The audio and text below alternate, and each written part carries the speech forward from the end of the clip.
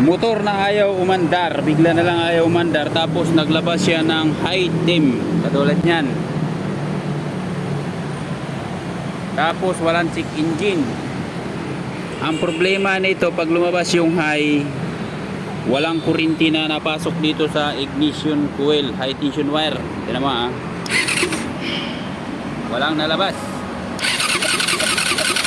kaya hindi siya naandar. Ang problema nito ay wiring. Bakit ko nalaman na wiring? Kasi na troubleshoot ko na yung problema nito. Hindi ECU yung problema, kundi wiring lang. Pero dito ko nahuli yung sira, kaya sinundan ko yung bawat wire. Yung wire pala nito mga amigo ay mayroong isang papasok, minsan tatlong palabas. Minsan naman isang papasok, tatlong palabas. Pagdating sa dulo, nag-iba pang kulay. Kaya pag hindi mo buksan, talagang mahirapan ka, sumasakit ang ulo mo.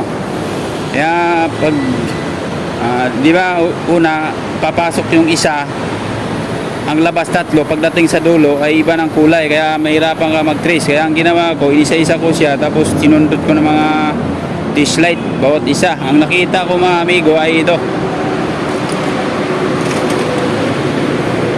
itong wire na to. Sa dami kong binaklas dito mga amigo, pero nandito lang pala ang problema. Ito, nabunot na siya sa sakit na isa, bali tatlo, isang pumasok. Pagka idugtong ko mga amigo, pag ito ay magbago na yung low dito, ito yung may problema. Idugtong ko muna. Ito na mga amigo, dinugtong ko muna pagsamantala. Kung sakaling ito ang may problema, dapat low na ang lalabas dito sa tikisin natin. Yun, may check engine na. Lumalabas na yung check engine at wala na yung pero yung 22, kahit wala yan, basta importante maglabas dapat ng kuryente itong apat.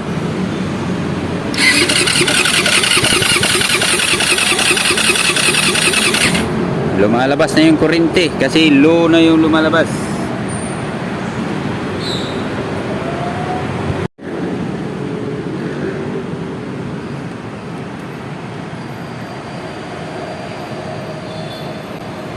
Low na, nawala na yung high. Tapos check engine.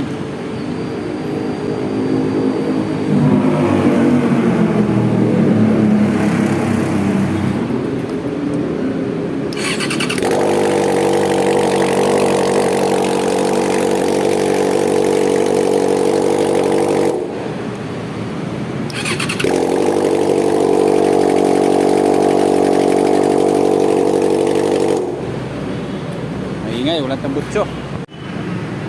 Try natin kung wala na ba lumabas na high temp. 43 na. Iba na. Saka